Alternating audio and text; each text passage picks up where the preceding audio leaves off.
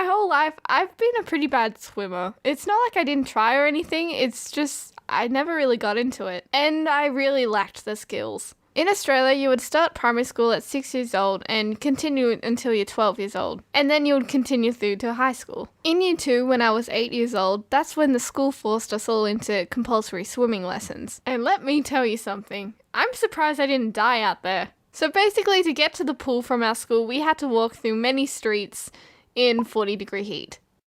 40 degrees Celsius. This is how much it is in Fahrenheit, and this is what we all looked like. Anyway, the main rule was to never walk in front of the teacher. What are you doing? Arriving to the pool, there were 2 types of entries. One was the season pass line. These were the types of people that were really good swimmers and would go there all the time. They would just prance on in like, yep, I don't need to pay. And because of this, they were the first ones to get into the change rooms and get into the pool straight away. While on the other hand, there was a second gate where you had to line up and pay cash to get into the pool. This line was always filled with kids trying to find money everywhere in bags, pockets, the ground, just trying to scrape up enough money to try and get in.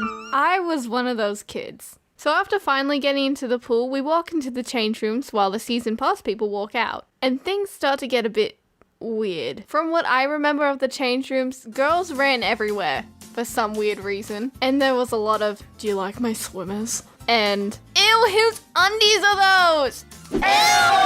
Ew! Ew! Ew! Ew, that's so gross. Ew.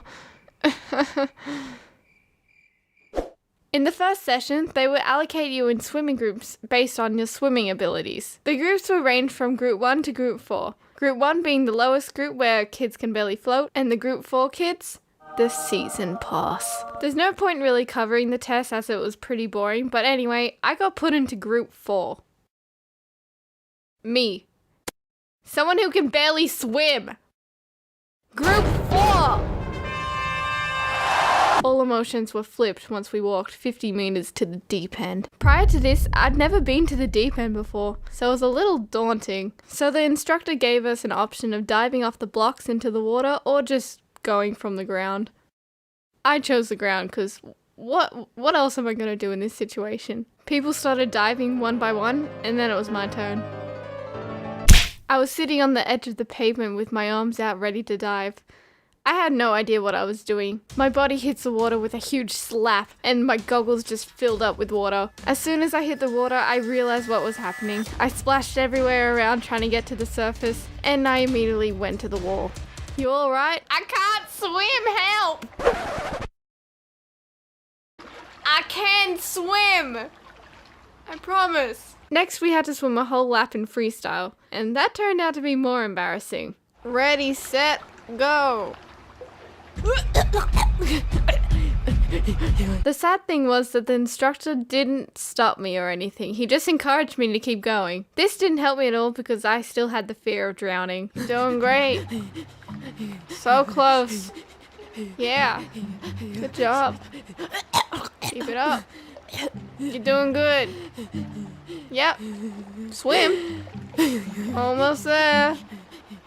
Great work. Keep it up. Up. Congrats. So I managed to finish the whole lap, which was pretty surprising, but by the end of it, my muscles were aching so much. I just wasn't cut out for it. I wouldn't have lasted much longer out there. Everyone, you did great, except Jess. Can I talk to you for a minute, Jess? Look, you're a really great swimmer and all, but I think you would be better in Group 3. Or 1. To be honest, I kind of expected this talk from the instructor because he literally saw me like half drowning twice. I didn't mind though because I got to spend like half an hour with the elite squad when I really shouldn't have been there. Let's be honest. Don't get me wrong, Ashley really likes swimming, but I'm just really not good at it. Whenever I do go into water these days, you will most likely see me doing the doggy paddle. At some point. Not always. Just sometimes. 90% of the time. Here's a random fact to leave on. One of my friends saw a diaper at the bottom of the pool, and it still had poo in it. Thank you guys so much for watching my first ever proper video on this channel. I hope you guys liked it, and don't forget to follow me on Twitter and subscribe to the YouTube channel.